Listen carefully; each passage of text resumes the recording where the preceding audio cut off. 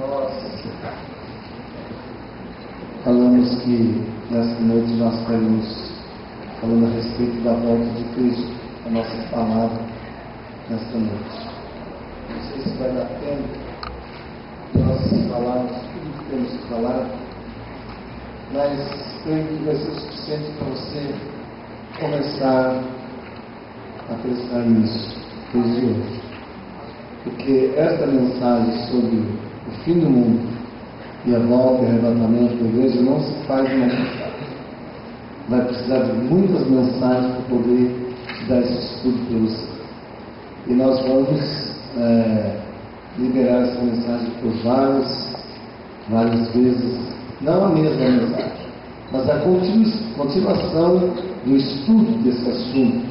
A volta de Cristo não se prega numa mensagem. Mas nós temos muita coisa, muito material para ser dividido, para ser chamado a atenção dos irmãos.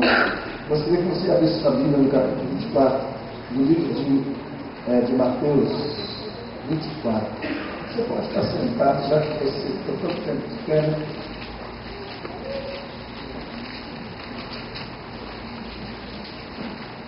Gostaria que você acompanhasse a nossa leitura aí na sua Bíblia. Mesmo que a sua tradução seja um pouquinho diferente, mas se fizeres a mensagem é a mesma, né? Apenas sinônimos são diferentes.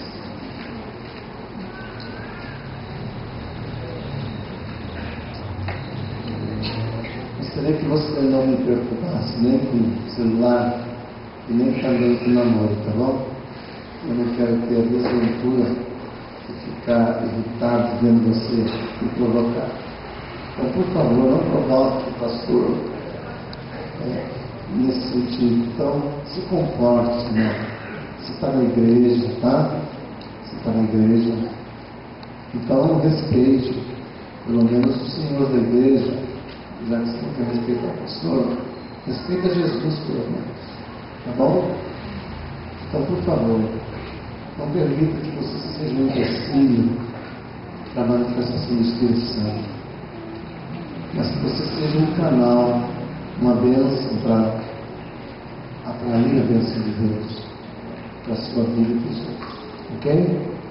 Então preste atenção no texto que nós estamos lendo, capítulo 24 de Mateus. Nós vamos do versículo 1 até 27. Diz assim: Jesus saiu do templo e, enquanto caminhava, seus discípulos aproximaram-se dele para lhe mostrar as construções do templo. Vocês estão vendo tudo isso? Perguntou ele. E eu lhes garanto que não ficará aqui pedra sobre pedra. Serão todas derrubadas.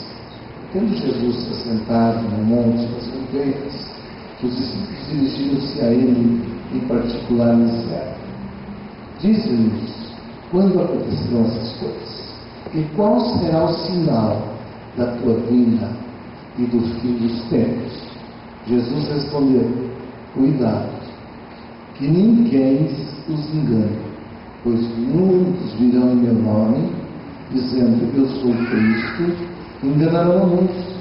Vocês ouvirão falar de guerras, de rumores de guerras, mas não tenham medo. É necessário que tais coisas aconteçam, mas ainda não é o fim. Nação se levantará contra nação, reino contra reino, haverá fomes, terremotos em vários lugares. Tudo isso será o início das dores. Então eles o entregarão para serem perseguidos e condenados à morte. E vocês serão odiados por todas as nações por minha causa. Naquele tempo, muitos ficarão escandalizados, trairão e odiarão uns aos outros, e numerosos falsos profetas surgirão e enganarão a muitos. Devido ao aumento da maldade, o amor de muitos esfriará, mas aquele que perseverar até o fim será salvo. E esse evangelho do reino será pregado em todo o mundo como testemunha a todas as nações, então virá o fim. Assim, quando vocês virem o sacrilégio terrível do qual falou o profeta Daniel, no lugar santo, quem lhe entenda. Então os que estiverem na Judéia, fujam para os montes. Quem estiver no telhado de sua casa, não desça para tirar dela alguma coisa. Quem estiver no campo, não volte para pegar seu manto. Como serão terríveis aqueles dias para as grávidas e para os que estiverem amamentando. Olhem, para que a fuga de vocês não aconteça no inverno nem no sábado.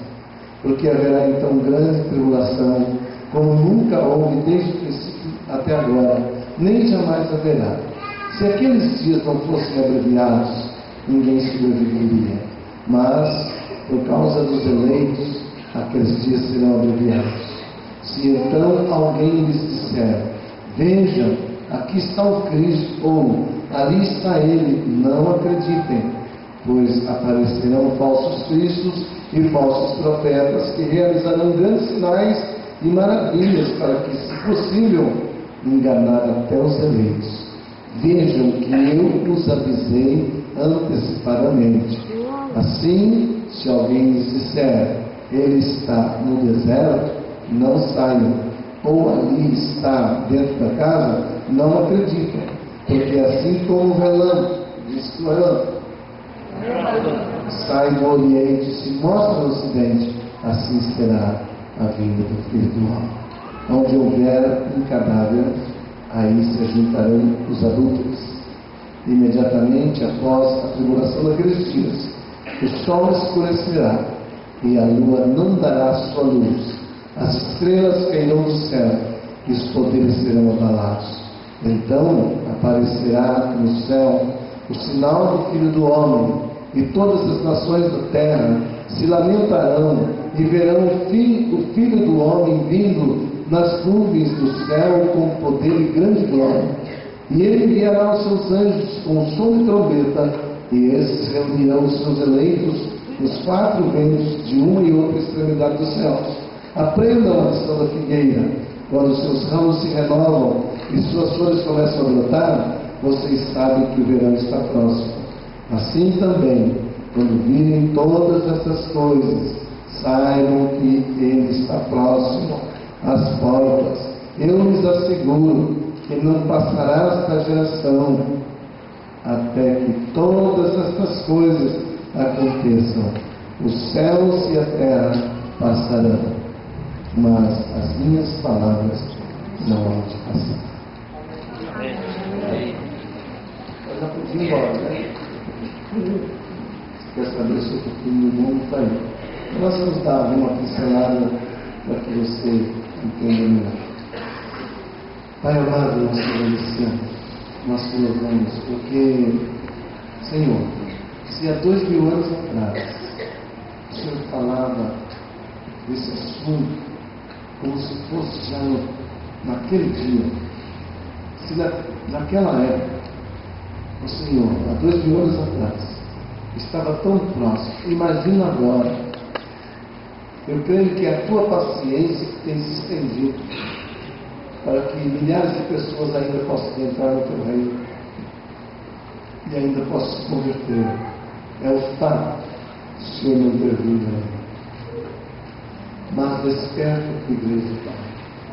Desperta aquele que dorme. Ó Deus, que está vivendo uma vida insensatamente. Ó Deus, pedimos que o Senhor nos desperta para um grande avivamento. Ó Deus, ajude-nos a entendermos, a discernirmos os tempos, porque está próximo e muitos de nós estamos dormindo. A catástrofe pode acontecer amanhã e nós não fizemos nada. Senhor, desperta a igreja, ó Deus, financeiramente, orando, pregando a tua palavra, dando testemunho cada dia. Senhor, ajuda-nos. Te pedimos em nome de Jesus. Amém? Meus queridos, há pelo menos 360 referências sobre a volta do Senhor Jesus Cristo. Em cada 25 versos, a sua volta é mencionada pelo menos uma vez. Cada 25 versos do Novo Testamento é mencionado pelo menos uma vez que Cristo vai voltar. Observe, a primeira vez ele veio para salvar a alma. Na segunda vez, ele voltará para redimir o corpo. Você vai entender isso à medida que nós irmos pregando. Na primeira vez, ele veio como residente. Na volta, Jesus virá como presidente. Na primeira vez, ele nasceu, veio numa manjedoura. Na volta, ele virá num trono. Veio como Salvador, voltará como juiz. Veio como nenê e voltará como rei. É por isso que essa igreja aqui não comemora Natal. Porque o Natal comemora o Deus menino. Natal comemora o Deus menino. Jesus não é mais menino. Aleluia. Ele é menino quando ele nasceu há 2000 anos atrás. Ele é o Rei dos Reis. Amém. Senhor dos Senhores. Todo joelho tem que se dobrar. Amém. No céu, na terra, debaixo da terra. E confessar que ele é o Senhor. Deus mostrou para nós que comemorar Natal é paganismo. Até os bispos católicos sabem disso. E crente está aí fazendo festa no Natal para Jesus menino. Tem gente que faz até presente. Mas hoje não é dia de eu falar isso. Só estou dando um toque para dizer para você que Jesus nasceu numa manjedoura como neném.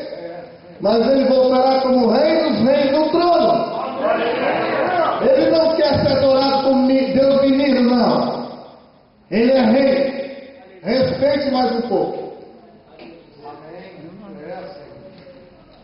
Ele é o Rei dos Reis. É assim que ele quer ser adorado. É por isso que Israel hoje está se fazendo festa para receber o Rei dos Reis. Israel não se adora a Deus menino, a não ser as igrejas católicas que tem lá e outras apenas. Mas os israelitas, os cristãos messiânicos, não praticam mais a adoração ao Deus menino. Eles praticam a festa dos tabernáculos, que a festa dos tabernáculos está preparando a igreja para receber Jesus. Jesus não veio como menino, ele veio como rei. Mas eu não queria falar sobre isso, mas de repente saiu essa fisgada. Quem sabe, não sei se vai dar tempo de eu dar esse estudo para você sobre por que a Igreja Batista Calvário não comemora o Natal. Nós vamos pregar sobre isso, tá bom? Se prepare. Hoje estamos falando sobre a volta do Rei dos Reis. Se ele é Rei dos Reis, você não pode adorar o Deus menino. Então, esse Deus menino não é Jesus. Preste bem atenção, o paradoxo e a incoerência. A vinda do Senhor Jesus Cristo, ela será pessoal e repentina, rápida como um relâmpago. Capítulo 24 de Mateus, verso 27 está dizendo: porque assim como o relâmpago que sai do Oriente e se mostra no Ocidente, assim será a vinda do Filho do Homem. Ela não vem aparecendo por aí, por aqui, na casa de fulano, na casa de ciclano, alguém se veste de Jesus, vai lá na televisão, diz que é Henrique Cristo, não sei o quê, outros diz que é o Messias, Maimun, que diz que é o Messias que veio do céu, ele agora representa Jesus, e Jesus não completou o ministério. O que é isso? Cada absurdo, irmãos. A vinda de Jesus será num dia inesperado. Quer dizer, o povo estará vivendo normalmente, isto é, os não crentes, porque você já está na luz, você não está na treva, você sabe que ele virá. Então você tem que andar cada dia como se Deus voltasse agora.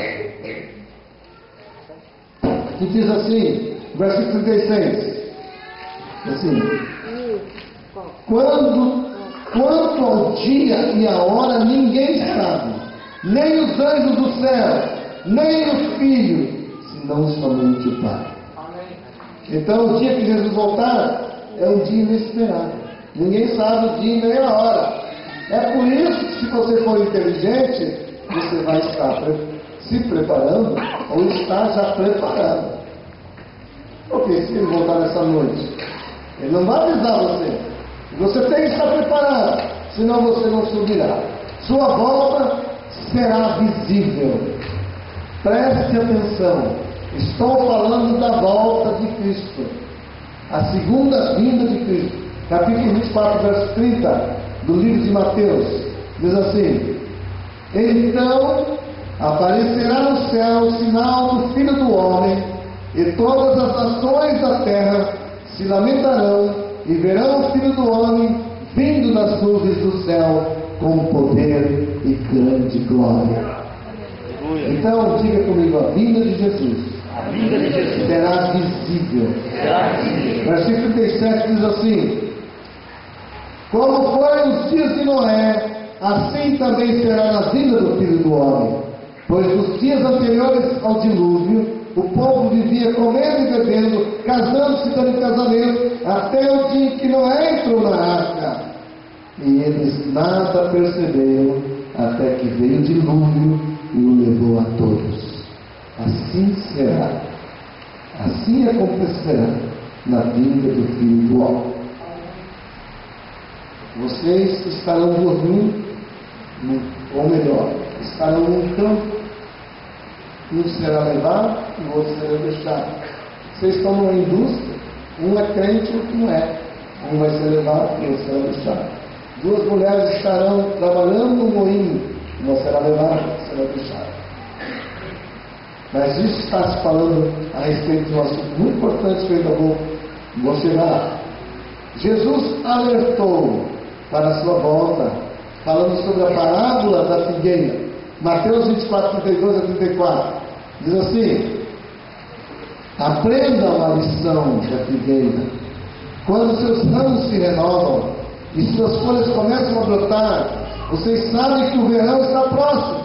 Assim também, quando virem todas essas coisas, saibam que ele está às portas. E ele disse: e eu lhes asseguro que não passará essa geração sem que todas essas coisas aconteçam. Os céus e a terra passarão, mas as minhas palavras de Jesus não passarão. Sua volta será precedida. Presta atenção para você fazer confusão. A segunda vinda de Cristo será precedida pelo arrebatamento e a grande tribulação. Por isso que você tem que ficar mais atento. Se a segunda vinda te desperta para você ficar preparado, imagine o arrebatamento. O arrebatamento da igreja será antes da volta de Cristo. Então, se a volta está tão próxima, imagine o arrebatamento que será primeiro do que a volta. Então, meu querido, estar preparado é a melhor coisa que você faz. Antes de qualquer coisa. Antes de você casar, possuir dinheiro, possuir carro, possuir fazenda, antes de tudo isso, você tem que estar preparado. Porque a qualquer momento Jesus está chegando. Capítulo 4, versículo 13 do livro de 1 Tessalonicenses. Irmãos, não queremos que vocês sejam ignorantes quanto aos que dormem, para que não se entristeçam como os outros que não têm esperança. Se cremos que Jesus morreu e ressurgiu, cremos também que Deus trará, mediante Jesus e com Ele, aqueles que nele dormiram. Dizemos a vocês, pela palavra do Senhor, que nós, diga eu, os que ficarmos vivos, os que ficarmos até a vinda do Senhor, certamente não precederemos os que dormem. Pois dada a palavra de ordem, a voz do arcanjo, e soar da trombeta de Deus, o próprio Jesus, o Senhor, descerá do céu, e os mortos em Cristo ressuscitarão primeiro. Então, por isso que a Bíblia diz assim: bem-aventurados aqueles que ressuscitaram na primeira ressurreição.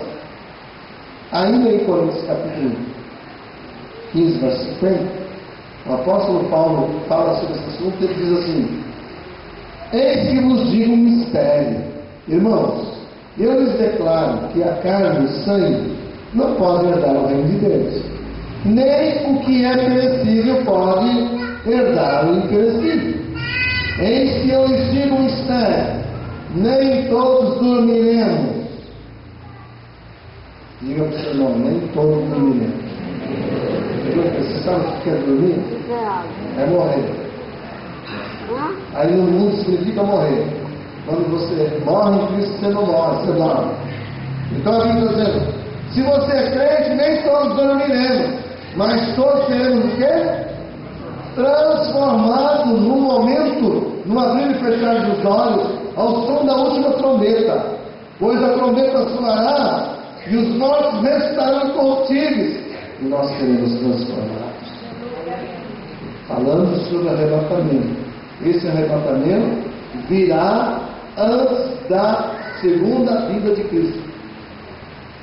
Por isso que é importante você prestar atenção, porque é uma sequência de estudos para você entender os finais dos tempos, como é que vai ser.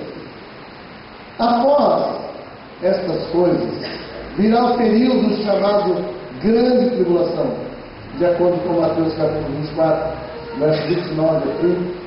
E nós podemos comparar aqui, vamos lá olhar, 24, verso 29 a 30.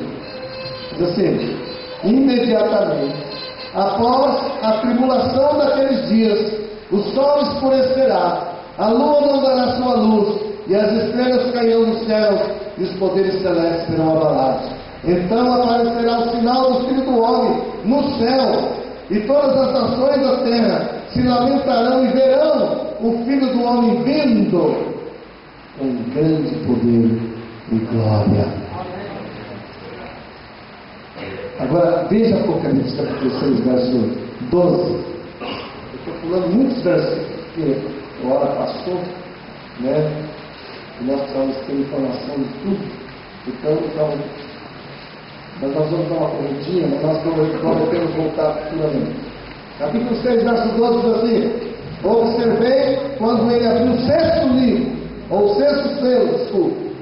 Houve um grande terremoto, o sol ficou escuro, como tecido de crina negra, toda a lua tornou-se vermelha como sangue, e as estrelas do céu caíram sobre a terra, como figos verdes caindo da figueira quando sacudida por um vento forte. O céu foi recolhendo como se enrola um pergaminho, e todas as montanhas e ilhas foram removidas dos seus lugares. Então os reis da terra, os príncipes generais, ricos e poderosos, todos escravos e livres, esconderam-se em caverna e entre as rochas das montanhas. E eles gritavam às montanhas e às rochas: caiam sobre nós, escondam-nos da face daquele que está sentado sobre o trono e da ira do Cordeiro. Pois chegou o grande dia da ira deles, e quem poderá suportar? Então, meu querido, enfrentar a segunda vinda de Jesus não é fácil, não vai ser brinquedo. Cristo voltará com os crentes santos e pisará no Monte das Oliveiras. Então veja bem, após o arrebatamento, então na volta de Cristo, veja bem, a segunda vinda de Cristo está aí. Porém, haverá o arrebatamento antes. 7 anos antes da volta de Cristo. Imagine você, quando a igreja estiver lá, e Cristo voltar a olho visível e nu para as pessoas, você que foi arrebatado vai voltar com Ele para assumir o trono aqui neste mundo, aonde estabelecerá o seu reino. Então presta atenção, capítulo 14 de Zacarias. versículo 3 a 9. Livro de Zacarias. Estamos falando sobre a volta de Cristo. 14, versículo 3 a 9.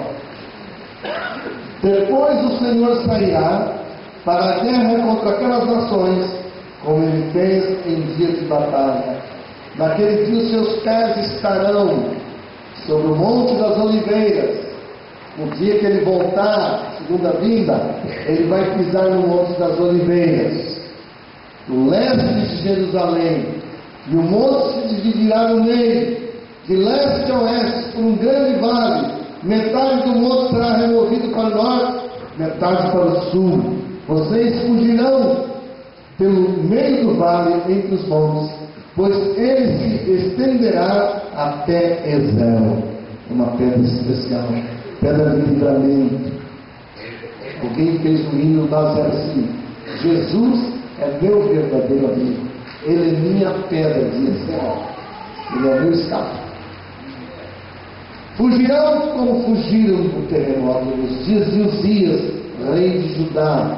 Então o Senhor, o meu Deus, virá com todos os seus santos. Essa igreja que subiu com ele, virá com ele naquele dia, e não haverá calor nem frio. Será um dia único, um dia que o Senhor conhece, no qual não haverá separação entre dia e noite, porque mesmo depois de anoitecer haverá claridade. Naquele dia as águas correntes fluirão de Jerusalém, metade delas para o mar do leste, metade para o oeste, e isso acontecerá tanto no verão como no inverno. E o Senhor será rei de toda a terra. Naquele dia haverá um só Senhor, e o seu nome será único. Jesus vai estabelecer seu milênio na terra.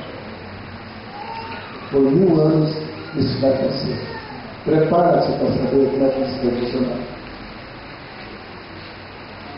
O Senhor Jesus também destruirá o anticristo e amarrará o diabo e reinará por 1000 anos.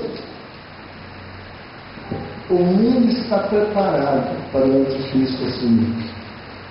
Esse problema que está acontecendo da globalização, essa queda nas bolsas dos Estados Unidos e da Europa, esse problema financeiro que está abalando o mundo, isso é uma preparação de Deus para o anticristo assumir.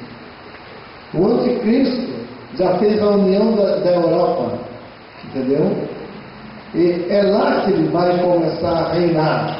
Quando eles disserem assim, não tem jeito de resolver o problema financeiro do mundo, então aparecerá ele. Sabe quem é? O anticristo. Ele é o homem que vai trazer a paz em nome de Jesus. Alguém vai dizer, olha, nós entregamos o ouro, a prata e comando. Nós, europeus, Estados Unidos, Japão, Oriente e até o Brasil. Para ele reinar e solucionar o problema financeiro do mundo. Capítulo 20 de Apocalipse, versículo 2 a 4.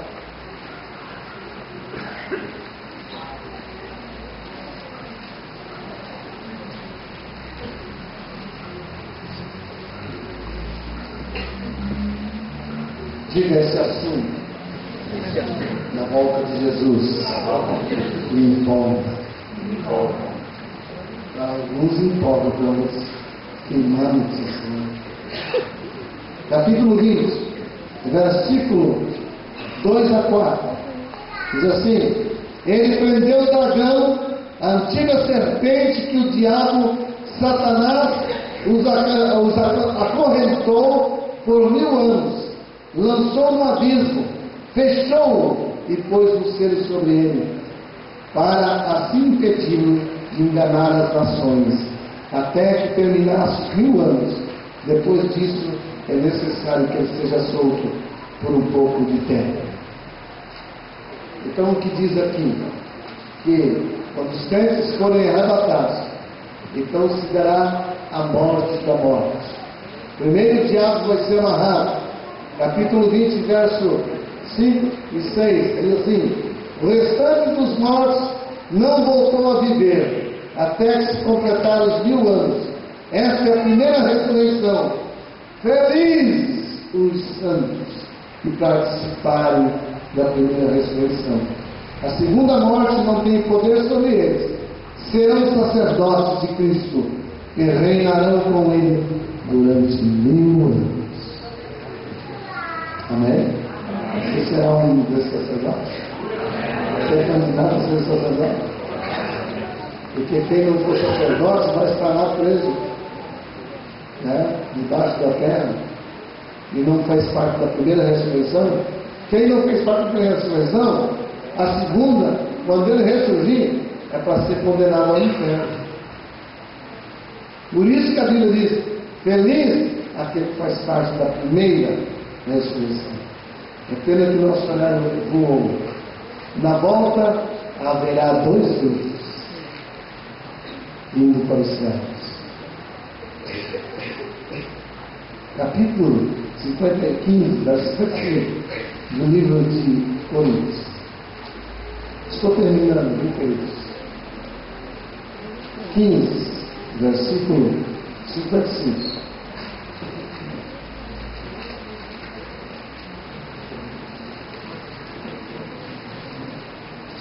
Quando, porém, o que é corrupto,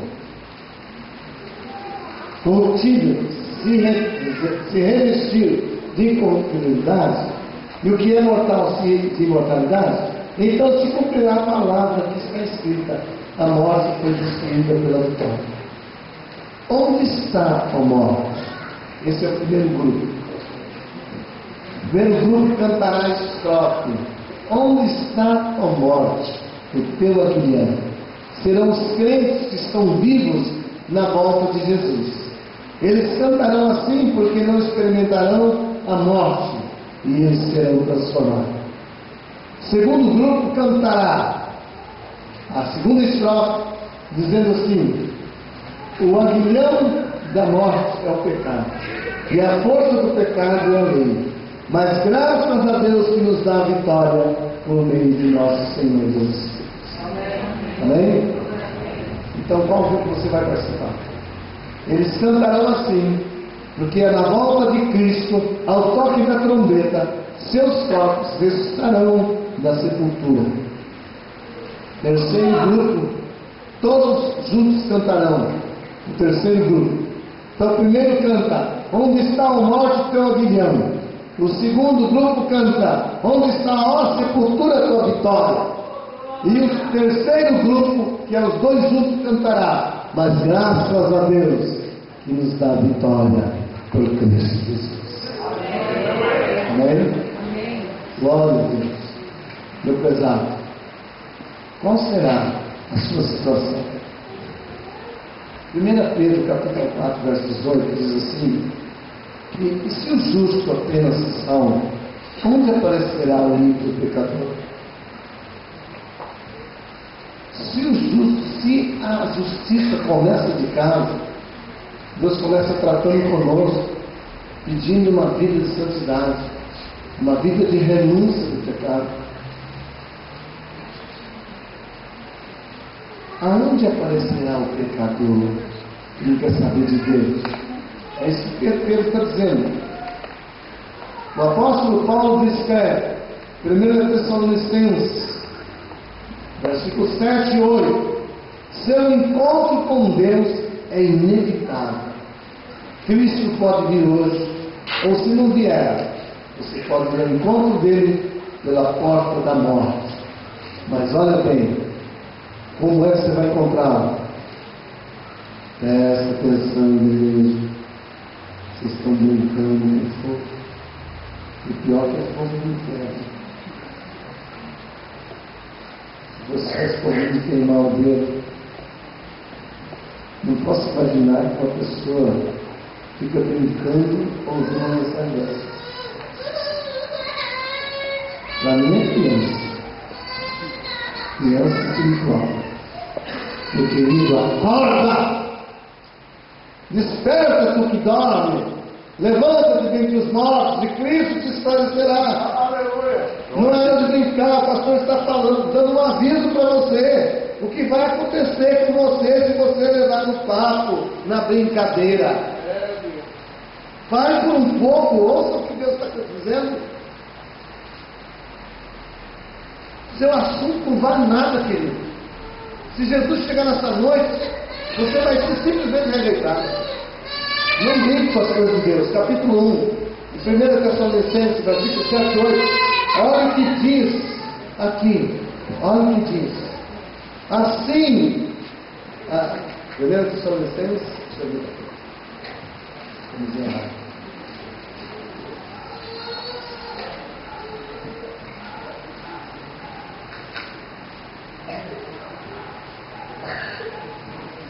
É 2 Tessalonicenses, não primeiro. Não, estou errado aqui no nosso folheto aqui. 2 Tessalonicenses, versículo 6, 7 e 8.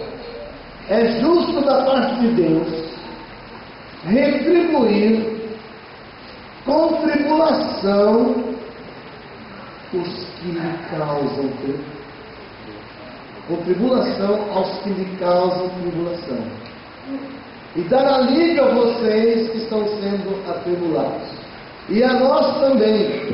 Isso acontecerá quando o Senhor Jesus for revelado lá nos céus, com os seus santos anjos poderosos, em meio a chamas flamejantes. Ele punirá os que não conhecem a Deus e os que não obedecem ao Evangelho de nosso Senhor Jesus Cristo. Primeiro ele vai punir o incrédulo, depois ele vai pegar os crentes desobedientes, que conhecem o Evangelho, mas não obedecem, que não tem temor de Deus, que leva na brincadeira, leva no papo, empurrando a barriga. Não é empurrar a barriga não, meu querido. Agora você consertar a sua vida. Aqui diz aqui, eles sofrerão a pena de destruição eterna, a separação da presença do Senhor e da majestade do seu poder. Isso acontecerá no dia em que Ele vier para ser glorificado com seus santos e admirado por todos que creram nele, inclusive vocês que creram em nosso testemunho. Querido, é hora de temer, é hora de rir, né? Entendeu? Você pensa que o inferno ali está fora.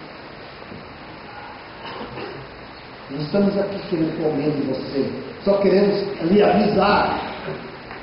Estamos como um profeta dizendo, não é por ali, é por aqui.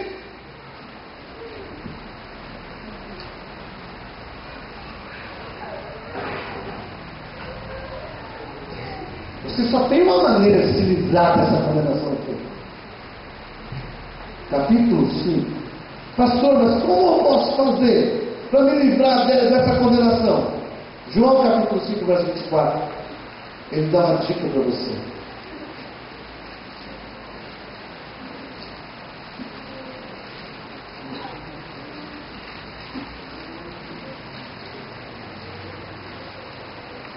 Diz assim, João 5, 24. Eu lhes asseguro, quem ouve a minha palavra e crê naquele que me enviou, tem a vida eterna. Aleluia. E não será condenado, mas já passou da morte para mim. Eu lhes afirmo que está chegando a hora, e já chegou, em que os mortos ouvirão a voz do Filho de Deus, e aqueles que ouvirem viverão. Então, meu querido, só há uma maneira de você se libertar dessa condenação. Se você reconhecer Jesus Cristo como seu único e suficiente Salvador. Não há outro jeito. Você pode ser da igreja mais linda, mais cheia de ouro. Você pode ser da igreja maior, que tenha mais gente do que formiga. Isso não dá vida. Você pode aprender a melhor doutrina do mundo. Entendeu? Tem gente que pensa que vai para o céu por causa de doutrina, de usos e costumes. Outros pensam que vai para o céu porque pensa que só quem vai para o céu é quem passa na igreja deles, que batiza na igreja deles. Entendeu? Ninguém vai para o céu por isso. só vai para o céu se você receber Jesus como seu único e suficiente Salvador. Nós acabamos de ler. Quem crê nele, esse não é condenado. Mas quem não crê já está condenado. Meu querido, o inferno começa aqui para você.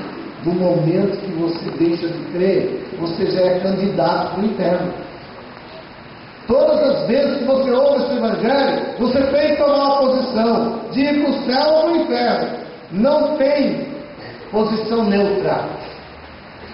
Não existe ficar no muro e dizer assim, eu vou pensar se eu pulo lá de cá ou do lado de cá. Não, meu querido. Cada vez que você ouve essa palavra, só tem uma maneira de responder: sim ou não. Você quer Jesus? Entregar sua vida para Ele? Sim. Você não quer? Não. Você quer Jesus? Sim. Vai para o céu. Você não quer Jesus? Não. Já está condenado. Não precisa chegar o dia de morrer. Já está condenado. Jesus disse: o Filho do Homem não veio para julgar, mas aquele que não crê nele já está condenado. Ele quem disse. Então, meu querido, você pode determinar o céu daqui de dentro, você pode determinar agora, você pode receber a vida eterna, a vida de Deus dentro de você. E o testemunho que nós temos é esse, que Deus nos deu a vida eterna. E essa vida está em seu Filho. Quem tem o Filho tem a vida. Quem não tem o Filho não tem a vida. Não está dizendo se você tem igreja, se você tem uma sigla de igreja. Está dizendo se você tem Jesus. Jesus, Deus disse que a vida de Deus está em Jesus. Por que você tem vida eterna? A palavra vida significa Zoe, Deus dentro de você. Quando você recebe Jesus, é Deus que entra dentro de você. Por isso que você tem vida eterna. Mas quando você rejeita Jesus, não tem jeito de você ter vida eterna. Porque a vida eterna está em Jesus. Amém. Você está entendendo? A vida eterna não está na igreja, não está no pastor, nem nos usos e costumes. A vida eterna está em Jesus. E quando você recebe Jesus, João 6,47 diz assim: na verdade vos digo, que aquele que crê em mim tem a vida eterna. Você não precisa ir para o céu para ter vida eterna. Você já começa a ter vida eterna aqui, do momento que você recebe Jesus. Porque Jesus é vida. E se você entende português, lá está dizendo: quem crê em mim tem. Tem quando? Agora, no momento que você aceita Jesus. Com certeza. Nós queremos dar continuidade desse assunto. Só demos uma pincelada. Vamos falar sobre arrebatamento. O que é o arrebatamento? Para quem será o arrebatamento? O que é o anticristo? Como ele se manifestará? Vamos orar. Eu não sei se você já tem Jesus para sempre, mas eu gostaria de fazer uma apelo para você no seu coração ainda. Abra o seu coração, entregue a sua vida para Ele, tá? Porque se você não tiver como seu Senhor Salvador, você está perdido eternamente. Abra o seu coração.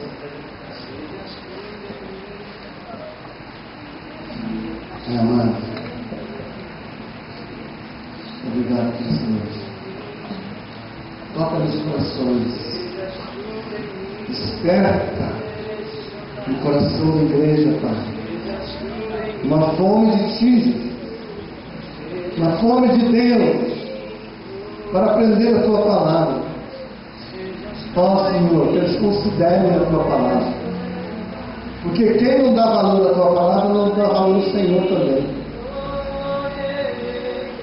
E muitas vezes nós temos o desprezo que as pessoas dão para a Tua palavra. E eles não sabem que eles estão desprezando aquele que a falou. Senhor, tem misericórdia. Oh, Jesus. Toca teu Deus.